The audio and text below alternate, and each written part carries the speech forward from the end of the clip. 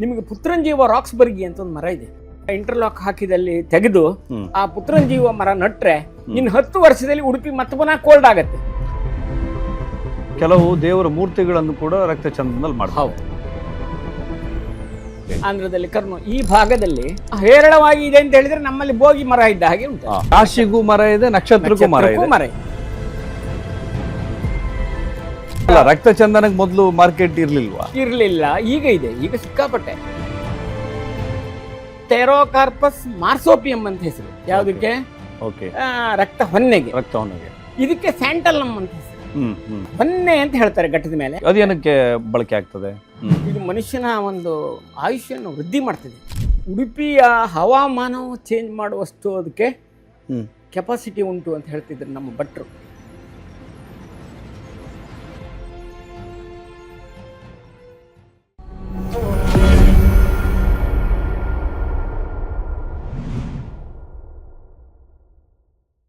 ಏನ್ ಸರ್ ಇದು? ಇದರ ಹೆಸರು ಪತ್ರಾಂಗ ಅಂತ ಓಕೆ ಕನ್ನಡದಲ್ಲಿ. ಓಕೆ. ಬೊಟಾನಿಕಲ್ ಹೆಸರು ಸಿಜಲ್ಪೇನಿಯ ಸಪ್ಪನ್ ಅಂತ. ಓಕೆ. ಇದು ಕೇರಳದಲ್ಲಿ ದಾಹಶಮನಿ ಅಂತೇಳಿ ಓಕೆ ನೀರಿಗೆ ಹಾಕಿ ಈ ಬೇಸಿಗೆಯಲ್ಲಿ ಬಹಳ ಬಿಸಿ ಇರುವಾಗ ಈ ನೀರನ್ನು ಕುಡಿತಾರೆ ಅಲ್ಲಿ. ಓಕೆ. ಕೇರಳದಲ್ಲಿ ಹೆಚ್ಚಾಗಿದೆ. ಇತ್ತೀಚೆಗೆ ನಮ್ಮಲ್ಲಿ ಸಮೇತ ಇದು ಕುಡಿಯುವ ಅಭ್ಯಾಸ ಮಾಡ್ಕೊಳ್ತಾರೆ. ಕೆಲವೊಂದು ಆಯುರ್ವೇದಿಕ್ ಔಷಧಿ ಇದರಲ್ಲಿ ಶಾಪ್ನಲ್ಲಿ ಇದರ ಪುಡಿ ಸಿಗುತ್ತೆ. ಹೌದು, ಸಿಜಲ್ಪೇನಿಯ ಸಪ್ಪನ್ ಅಂತೇಳಿ ಇದರ ಮರದ ಹೆಸರು. ಮುಳ್ಳು ಬರುತ್ತೆ. ಇದರದ್ದೇ ಇನ್ನೊಂದು ಜಾತಿ ನಮ್ಮಲ್ಲಿ ತುಂಬಾ ಇದೆ, ರತ್ನಗಂಧಿ ಜಾತಿ. ಓಕೆ. ರತ್ನಗಂಧಿ ಇದು ಒಂದೇ ಫ್ಯಾಮಿಲಿ. ಹೌದು. ಅದು ಅದರಲ್ಲಿ ಈ ಬಣ್ಣ ಬರುವುದಿಲ್ಲ, ಇದರಲ್ಲಿ ಬಣ್ಣ ಬರುತ್ತೆ. ಮೊದಲು ಇದನ್ನ ಬಣ್ಣ ಡೈಗೆ ಉಪಯೋಗ ಮಾಡ್ತಾ ಇದ್ರು. ಈಗ ಆರೋಗ್ಯಕ್ಕೆ ಇದು ತುಂಬಾ ಒಳ್ಳೇದು ಅಂತ ಹೇಳ್ಕೊಂಡು ಹೆಚ್ಚಾಗಿ ಆಯುರ್ವೇದಿಕ್ ಔಷಧಿಲೇ ಬಳಸ್ತಾರೆ. ಇದೊಂದು ವಾಣಿಜ್ಯ ಬೆಳೆಯಾಗಿ ಬೆಳೆಸಬಹುದು. ಓಕೆ. ರೈತರು ನಮ್ಮಲ್ಲಿ ಹೇಗೆ ಬೆಳೆಸಬಹುದು ಇದು ಎಲ್ಲಿ ಬೇಕಾದ್ರೆ ಬೆಳೀತಿದೆ. ಡ್ರೈ ಲ್ಯಾಂಡ್ ನಲ್ಲಿ ಬೆಳೀತಿದೆ, ಸೈಡ್ ನಲ್ಲಿ ಬೆಳೀತಿದೆ. ಇದು ಮುಳ್ಳು ಇರ್ಲಿಕ್ಕೆ ಹೋಗಿ ಬೇಲಿ ಬದಿಲಿ ಹಾಕ್ಲಿಕ್ಕೆ ಒಳ್ಳೇದು. 2 ಅಥವಾ 3 ಲೈನ್ ನಿಮ್ಮದು ಬೇಲಿ ಬದಿಲಿ ಹಾಕಿದ್ರೆ ಅದು ಒಂದು ರೀತಿ, ಇದು ಮರ ಅಲ್ಲ, ಬಳ್ಳಿಯೂ ಅಲ್ಲ. ಒಂದ್ ರೀತಿ ಜಾಗ ಸಿಕ್ಕಿದಲ್ಲಿ ಸ್ವಲ್ಪ ಹಬ್ಕೊಂಡು ಮೇಲವರೆಗೆ ಹೋಗುತ್ತೆ. 10-15 ವರ್ಷದಲ್ಲಿ ಕಟ್ಟಿಂಗ್ ಮಾಡಬಹುದು. ಕಟ್ಟಿಂಗ್ ಮಾಡಿದ್ರೆ ಇಷ್ಟು ಬರುತ್ತೆ. ಇದು ಒಂದು 4 kg ಅಷ್ಟು ತೂಕ ಇದೆ. ಇದಕ್ಕೆ ಬೆಲೆ ಈಗ ನನಗೆ ನನ್ನ ಒಂದು ಇದರ ಪ್ರಕಾರ ಕೆಜಿಗೆ 150ರಿಂದ 200 ರೂಪಾಯಿ ತನಕ ಇದೆ. ಅದನ್ನ ಸ್ವಲ್ಪ ಇದು ಮಾಡಿ ಚಕ್ಕೆಗ ಅಥವಾ ಈ ತರ ತುಂಡಿಗ ಈ ತರ ಅದು ಈಗ ಅವರು ಮಾರ್ಕೆಟ್ ಹೇಗಿರುತ್ತೆ ಅಂತ ಹೇಳಿದ್ರೆ, ತುಂಬಾ ಮಾರ್ಕೆಟಿಗೆ ಬಂದ್ರೆ ರೇಟ್ ಸ್ವಲ್ಪ ಕಡಿಮೆ ಆಗುತ್ತೆ. ಎಲ್ಲಾ ವಿಚಾರವೂ ಹಾಗೆ. ಹೌದು. ಸ್ವಲ್ಪ ಸ್ಟಾಕ್ ಇಟ್ಕೊಂಡು ನಾವು ಕೊಡುದಿದ್ರೆ 200 ರೂಪಾಯಿ ತನಕ ಈ ಚಕ್ಕೆಗೆ ಕೊಡ್ಬೋದು. ಹೌದು. ಅಥವಾ ನಾವು ಪುಡಿ ಮಾಡಿ ನಾವೇ ಮಾರಾಟ ಮಾಡ್ಬೋದು. ಹೌದು. ಇದು ಏನಕ್ಕೆ ಹೋಗುತ್ತೆ? ಇದು ಏನಕ್ಕೆ ಹೋಗುತ್ತೆ ಅಂತೇಳಿ ಮೊನ್ನೆ ಇತ್ತೀಚೆಗೆ ಡಾಕ್ಟರ್ ಸತ್ಯನಾರಾಯಣ ಭಟ್ ಅಂತೇಳಿ ಒಬ್ರು ದೊಡ್ಡ ಜನಪ್ರಿಯ ವೈದ್ಯರು, ಅವರು ಆಯುರ್ವೇದಿಕ್ ಕಾಲೇಜಲ್ಲಿ ಪ್ರಿನ್ಸಿಪಾಲರಾಗಿದ್ರು. ಅವರು ಈಗ ಸದ್ಯಕ್ಕೆ ಕಾರ್ಕಳದಲ್ಲಿ ಮಾಳದಲ್ಲಿ ಇದ್ದಾರೆ. ಅವರು ಬೆಂಗಳೂರಿನಲ್ಲಿ ಮೆಜೆಸ್ಟಿಕ್ ನಲ್ಲಿ ಆಯುರ್ವೇದ ಇನ್ಸ್ಟಿಟ್ಯೂಟ್ ನಲ್ಲಿ ಮುಂಚೆ ಅವರು ಪ್ರಿನ್ಸಿಪಾಲರಾಗಿದ್ರು. ಹೌದು. ಅವರು ಇದರ ಬಗ್ಗೆ ಒಂದು ಲೇಖನ ಬರೆದಿದ್ದಾರೆ. ನೀವು ಅದನ್ನ ತೋರಿಸಬಹುದು, ಡೀಟೇಲ್ ಕೊಡಬಹುದು. ಎಲ್ಲ ನಿಮ್ಮ ಫಂಕ್ಷನ್ ನಲ್ಲಿ ಸಮೇತ ಇದನ್ನ ಈಗ ಶರ್ಬತ್ತು ಅದೆಲ್ಲ ಕೊಡೋದಕ್ಕಿಂತ ಇದೊಂದು ಲೋಟ ಕೊಟ್ರೆ, ಇದ್ರ ಹೆಸರೇ ದಾಹಶಮನಿ, ಸ್ವಲ್ಪ ತಂಪಾಗುತ್ತೆ. ಕೆಲವರು ಉಷ್ಣ ಅಂತ ಹೇಳ್ತಾರೆ. ಇವರು ಮೊನ್ನೆ ಲೇಖನದಲ್ಲಿ ಅದು ಬಹಳ ಒಳ್ಳೇದು ಅಂತೇಳಿ, ಉಷ್ಣ ಅಲ್ಲ ಅಂತ ಹೇಳಿ ಹೇಳಿದ್ದಾರೆ. ಬೆಳೆಸ್ಲಿಕ್ಕೆ ಏನು ಕಷ್ಟ ಇಲ್ಲ. ಯಾಕಂತ ಹೇಳಿದ್ರೆ ಒಂದ್ ಕಡೆ ಹಾಕಿ ಬಿಟ್ರೆ ನೀರು 1-2 ವರ್ಷ ಬೇಕಾಗ್ಬಹುದು ಅಷ್ಟೇ. ನಾವು ನೀರು ಇಲ್ಲದ ಜಾಗದಲ್ಲೇ ಬೆಳೆಸಿದ್ದೇವೆ, ಆದ್ರಿಂದ ಅದು ಅಲ್ಲೊಂದು ರೀತಿ ಸ್ವಲ್ಪ ಟೊಳ್ಳು ತರ ಆಗಿದೆ ಅಂತ ನನ್ಗೆ ಅನ್ಸ್ತಾ ಉಂಟು. ಬೇಲಿ ಬದಿ ಹಾಕಿದೆ. ಇದು 10 ವರ್ಷ 15 ವರ್ಷಕ್ಕೆ ಸಾಯುವುದಿಲ್ಲ. ಬಟ್ ಇದ್ರ ಮೇಲ್ಗಡೆ ಒಂದು ಈ ಪಲ್ಲೆಕಾಯಿ ಅಂತ ಬೀಳು ಹಬ್ಬಿ ಅದು ಸತ್ತು ಹೋಯ್ತು. ಹೀಗಾಗಿ ಅದನ್ನ ಕಟ್ ಮಾಡಿ ಈಗ ಮಾರ್ಕೆಟ್ ಹುಡುಕ್ತಾ ಇದ್ದಾರೆ. ಈಗ ಮೊದಲು ಗೊತ್ತಿರ್ಲಿಲ್ವ ಯಾರಿಗೂ? ಇದು ಗೊತ್ತಿತ್ತಪ್ಪ, ಗೊತ್ತಿತ್ತು ಎಲ್ರಿಗೂ ಇದ್ರ ಬಗ್ಗೆ. ನಮಗೆ ಏನಂತ ಹೇಳಿದ್ರೆ, ನಾವು ಮೊದಲಿಂದ ನಾವು ಆಯುರ್ವೇದ ಕಾಲೇಜುಗಳಿಗೆ ಗಿಡ ಸಪ್ಲೈ ಮಾಡುವವರು. ಕರೆಕ್ಟ್. ಅಲ್ಲಿ ಅವ್ರ ಲೀಸ್ಟ್ ನಲ್ಲಿ ಇದು ಉಂಟು.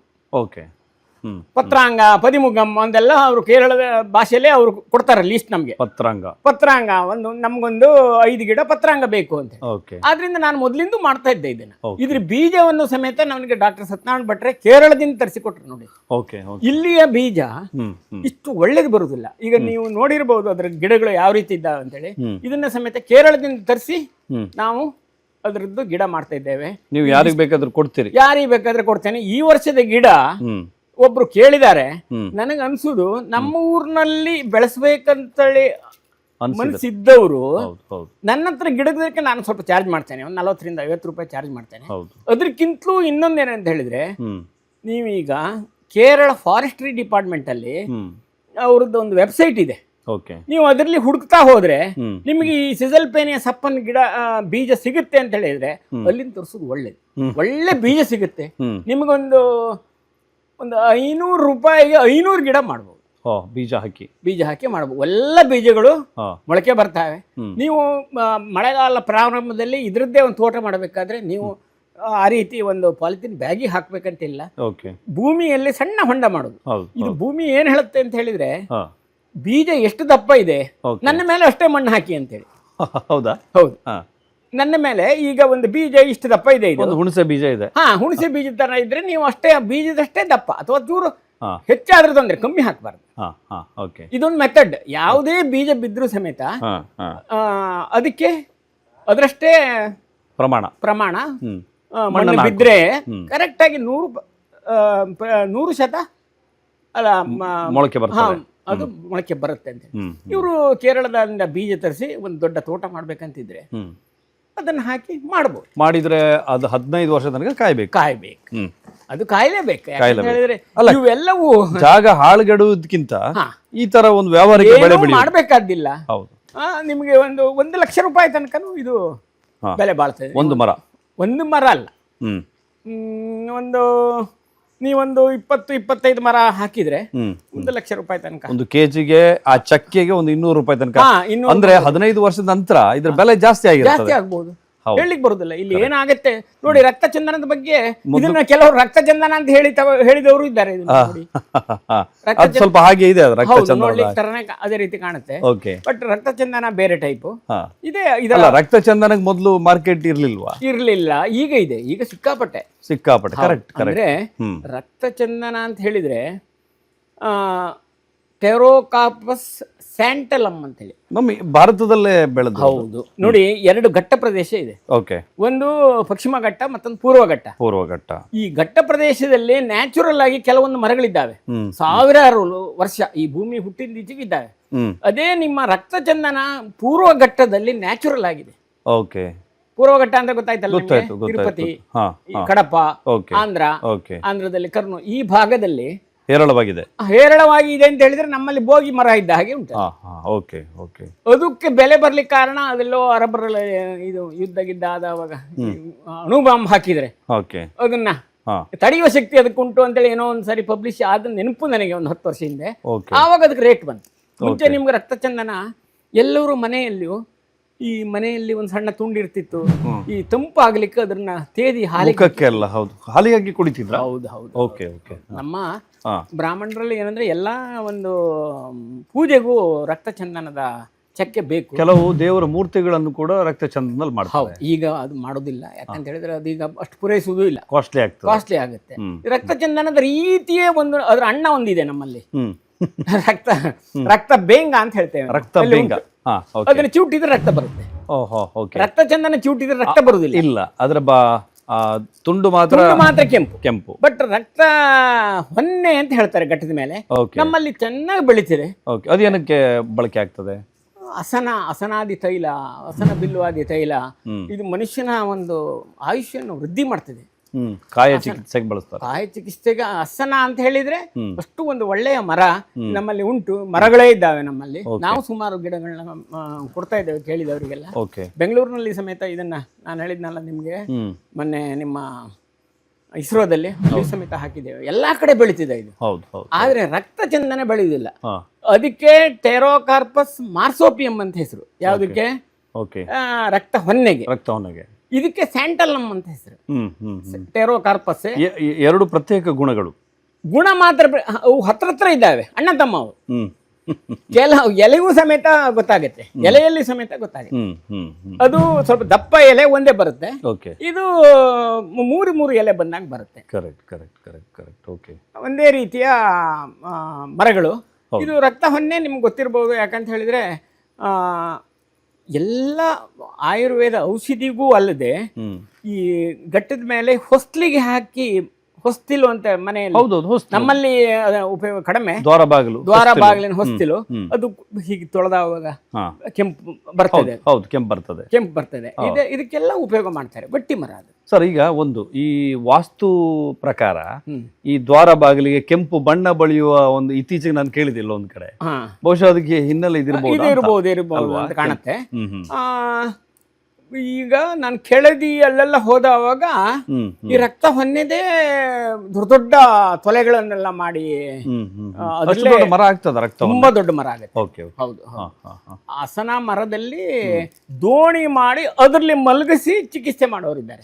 ಓಕೆ ಓಕೆ, ಹೌದು, ಆಯುರ್ವೇದಿಕ್ ಪದ್ಧತಿಯಲ್ಲಿ ಬಹಳ ವರ್ಷದಿಂದಲೂ ಇದನ್ನ ಔಷಧಿಯಾಗಿ ಬಳಸ್ತಾ ಇದ್ದಾರೆ. ನಮ್ಮ ಪಶ್ಚಿಮ ಘಟ್ಟ ಇದೆಯಲ್ಲ ಸರ್, ಅದರಲ್ಲಿ ಇರುವ ಈ ಅಮೂಲ್ಯವಾದಂಥ ಕೆಲವು ಸಸ್ಯ ಸಂಪತ್ತುಗಳು ಇತ್ತೀಚೆಗೆಲ್ಲೋ ನಾಶ ಆಗ್ತಾ ಇದೆ, ಏನು ಮಾನವರ ದಾಳಿ ಆಗ್ತದೆ, ಈ ಥರದ್ದೆಲ್ಲ ಹೇಳ್ತಾರಲ್ಲ. ಇದು ನಾಶ ಆಗುವುದು ಅದು ಒಂದು ರೀತಿಯಿಂದ ಪ್ರಕೃತಿ ನಿಯಮನೆ.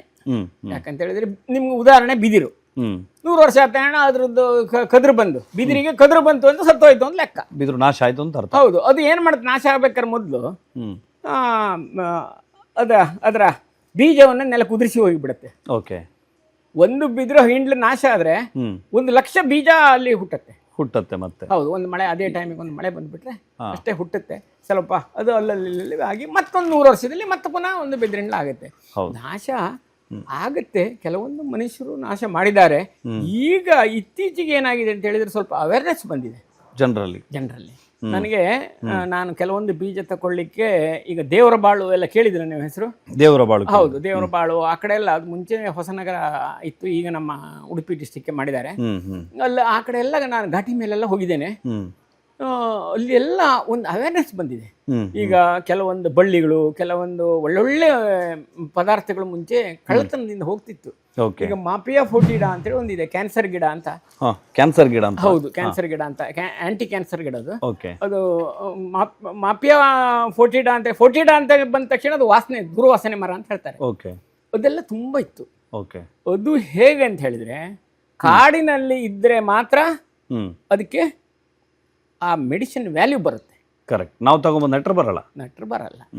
ಇದಕ್ಕೆ ಸಾಗರದ ಕಡೆ ತುಂಬಾ ಜನ ಪ್ರಯತ್ನ ಮಾಡಿದ್ದಾರೆ ನಟ್ಟು, ಆದ್ರೆ ಅಷ್ಟು ಈಗ ಔಷಧಿಗೆ ಕ್ಯಾನ್ಸರ್ ಮೆಡಿಸಿನ್ ಅದು. ಹೌದು, ಕ್ಯಾನ್ಸರಿಗೆ ಮೆಡಿಸಿನ್ ಇವತ್ತಿಗೂ ಅದೇ. ಒಂದು ಈಗ ಕಾಯಿಲೆ ಬಂದರೆ ಸಸ್ಯ ಮೂಲಗಳಲ್ಲಿ ನೂರಾರು ಸಸ್ಯ ಮೂಲ ಉಂಟು. ವಿಂಕರೋಸಿಯಾ ಅಂತೇಳಿ ಒಂದಿದೆ, ಅದು ಹಾಗೆ, ಅದು ಕ್ಯಾನ್ಸರಿಗೆ ಔಷಧಿ. ಅದು ಇದು ಹಾಗೆ, ಈಗ ನಾನು ಹೇಳಿದ್ನಲ್ಲ ಮಾಪಿಯಾ ಫೋಟಿಡಾ, ಇದು ಹಾಗೆ ತುಂಬಾ ರೀತಿಯ ಸಸ್ಯಗಳಿದ್ದಾವೆ ಕ್ಯಾನ್ಸರಿಗೆ. ಈಗ ನನ್ನಲ್ಲಿ ಒಂದು ಬ್ಲಡ್ ಶುಗರ್ ಅಂತಿದೆ, ಯಾವುದು ಗೈನೋರಾ ಪ್ರೊಕಂಬೆನ್ಸಿ ಅಂತೇಳಿ, ಅದಕ್ಕೆ ಬ್ಲಡ್ ಶುಗರ್ ಅಂತೇಳಿ ಅದಕ್ಕೆ ಹೆಸರು. ಅದು ಸಮೇತ ನಮ್ಮ ದೇಶದಲ್ಲ, ಬೇರೆ ದೇಶದಿಂದ ಬಂದಿದೆ. ಹೆಚ್ಚಿನವರು ಅದನ್ನ ಯೂಸ್ ಮಾಡ್ತಾ ಇದ್ದಾರೆ. ಒಂದು 4-5 ವರ್ಷ ಹಿಂದೆ ಇವರು ತಂದು ಕೊಟ್ರೆ ಒಂದು 500 ರೂಪಾಯಿ ಚಾರ್ಜ್ ಮಾಡ್ತಿದ್ರು. ಯಾರು ಅದಕ್ಕೆ ಸಂಬಂಧಪಟ್ಟ ಒಂದು ಸಂಸ್ಥೆಗಳಿದ್ದಾವಲ್ಲ, ನೀವು ಫೋನ್ ಮಾಡಿದ್ರೆ ತಂದು ಮನೆಗೆ ಕೊಡುವಂತ ಸಂಸ್ಥೆಗಳು. ಹೌದು, ಅದೀಗ ಸ್ವಲ್ಪ ಚೀಪ್ ಆಗಿದೆ, ಒಂದು 50-100 ರೂಪಾಯಿ ತಂದು ಕೊಡ್ತಾರೆ. ಈಗ ತುಂಬಾ ಬೆಳೀತದೆ, ಅದನ್ನು ಸಮೇತ ಉಪಯೋಗ ಮಾಡ್ತಾರೆ. ಸರ್, ಈಗ ಈ ನಗರ ಪ್ರದೇಶದಲ್ಲಿ, ಈಗ ಸಿಟಿಗಳಲ್ಲಿ ನಾವು ಬೆಂಗಳೂರಿನಲ್ಲಿ ನೋಡ್ತೀವಿ, ಬೇರೆ ಬೇರೆ ಮರಗಳನ್ನೆಲ್ಲ ನೆಟ್ಟಿರ್ತಾರೆ. ಅದು ಏನು ಸರ್ ಅದ್ರ ಹಿನ್ನೆಲೆ, ಅಥವಾ ಹೀಗೆ ಆಲ್ಟರ್ನೇಟಿವ್ ಮಾಡೋದಾ, ಅಥವಾ ಅದಕ್ಕೊಂದು ಸೈನ್ಸ್ ಇದೆಯಾ? ನಗರ ಪ್ರದೇಶ ಅಂತ ತಗೊಂಡು ಹೋಗೋದಾದ್ರೆ ಉಡುಪಿ ವಿಚಾರದಲ್ಲೇ ಬರೋಣ. ಉಡುಪಿಯಲ್ಲಿ ಒಂದು 10 ವರ್ಷದ ಹಿಂದೆ ಚಿರಬಿಲ್ವ ಅಂತ ದೊಡ್ಡ ದೊಡ್ಡ ಮರಗಳಿದ್ದು, ಅದು ಇರುವ ಪ್ಲೇಸ್ ಸಮೇತ ಹೇಳ್ತೇನೆ, ಒಂದು ಬನ್ನಂಜಲ್ಲಿ ಒಂದು ದೊಡ್ಡ ಮರ ಇತ್ತು. ಹಾಗೆ ಈಗ ಕರಾವಳಿ ಬೈಪಾಸ್ ನಲ್ಲಿ ಒಂದು ಬಹಳ ದೊಡ್ಡ ಮರ ಇತ್ತು.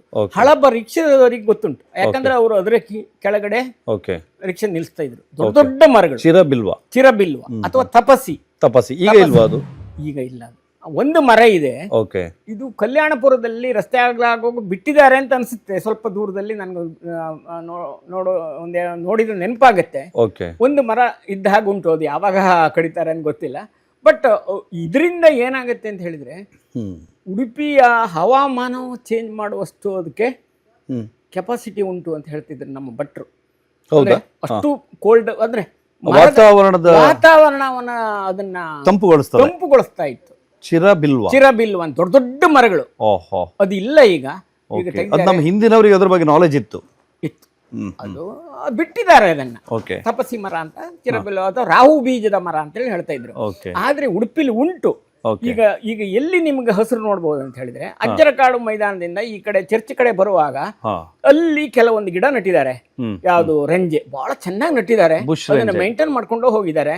ಬಹಳ ಇಡೀ ಉಡುಪಿಯಲ್ಲಿ ಅದೇ ನನಗೆ ಸ್ವಲ್ಪ ಚೆನ್ನಾಗಿ ಕಾಣ್ತಾ ಇರೋದು. ಮತ್ತೆ ಈ ಮುಚ್ಚಿಲಕೋಡು ಅಂತೇಳಿ ಒಂದು ಪ್ರದೇಶ ಇದೆ ಉಡುಪಿಯಲ್ಲಿ.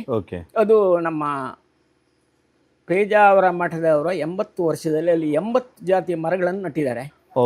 ನಾನು ನಿಮಗೆ ಮೊದಲೇ ಹೇಳಿದಂತೆ ಪ್ರತಿಯೊಬ್ಬರ ನಕ್ಷತ್ರಕ್ಕೂ ಪ್ರತಿಯೊಬ್ಬರ ರಾಶಿಗೂ ಒಂದೊಂದು ಮರಗಳಿದೆ. ಪೇಜಾವರ ಮಠ ಹಿಂದಿನ ಸ್ವಾಮೀಜಿಯವರ ರಾಶಿ ಸಿಂಹ ರಾಶಿ, ಅದಕ್ಕೆ ಪಾದ್ರಿ ಅನ್ನೋ ಒಂದು ಮರ.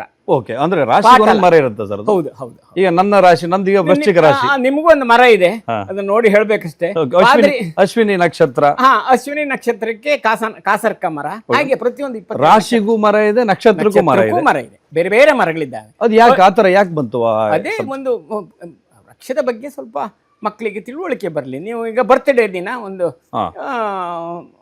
ಗಿಡ ನಡುವ ಅಥವಾ ಮಗು ಹುಟ್ಟಿತ್ತು. ಇಲ್ಲಿ ಎಷ್ಟೋ ಜನ ಬಂದವರು ನನ್ನ ಹತ್ರ ಕೇಳಿದಿದೆ.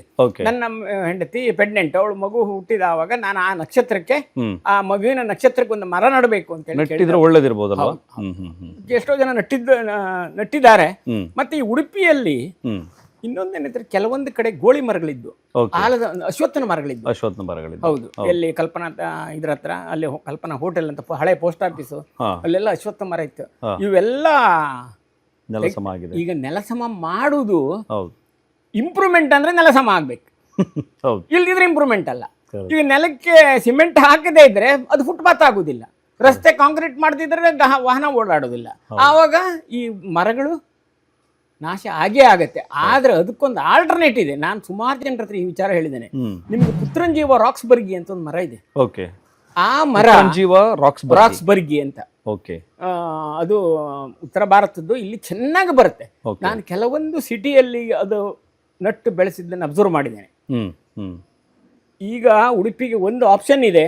ಅಲ್ಲಲ್ಲಿ ಈಗ ಇಂಟರ್ಲಾಕ್ ಹಾಕಿದಲ್ಲಿ ತೆಗೆದು ಆ ಪುತ್ರಂಜೀವ ಮರ ನಟ್ರೆ ಇನ್ನು 10 ವರ್ಷದಲ್ಲಿ ಉಡುಪಿ ಮತ್ತೆ ಪುನಃ ಕೋಲ್ಡ್ ಆಗತ್ತೆ. ಖಂಡಿತ ಹತ್ರ ನಡ್ಬೋದು.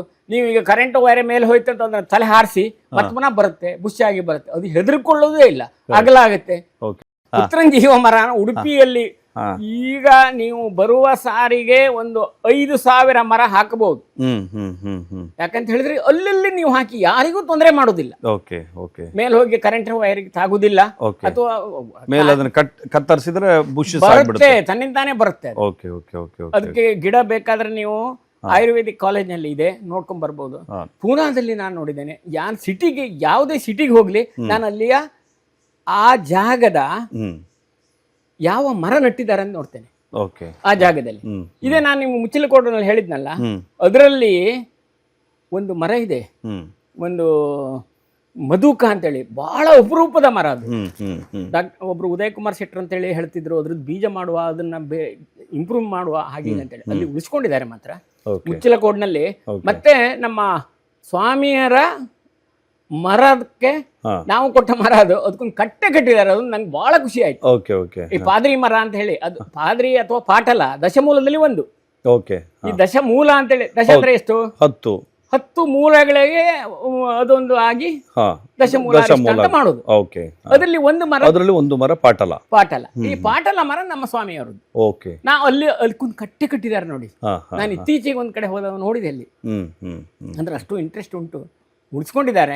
ಅದನ್ನ ಇನ್ನು ಮುಂದೆ ಉಳಿಸುವ ಮನಸ್ಸು ಅಲ್ಲಿ ಮುಂದಿನವರಿಗೆ ಬರ್ಬೇಕು, ಜನಪ್ರತಿನಿಧಿಗಳಿಗೆ ಬರ್ಬೇಕು. ಬರ್ಬೇಕು ಜನಪ್ರತಿನಿಧಿ ಅದ್ರ ಬಗ್ಗೆ ಹೇಳುದಿಲ್ಲ. ಆದ್ರೆ ಈ ಕೆಲಸ ಮಾಡಿದ್ರೆ ಹೌದು, ಇನ್ನು 5 ವರ್ಷದಲ್ಲಿ ಉಡುಪಿಯಲ್ಲಿ ಆ ಬಿಸಿ ಅಂತ ಉಂಟಲ್ಲ ತಂಪಾಗ್ತದೆ, ಖಂಡಿತ ತಂಪಾಗ. ಬರೀ ಪುತ್ರಂಜೀವ ನಟ್ರೆ ಸಾಕು.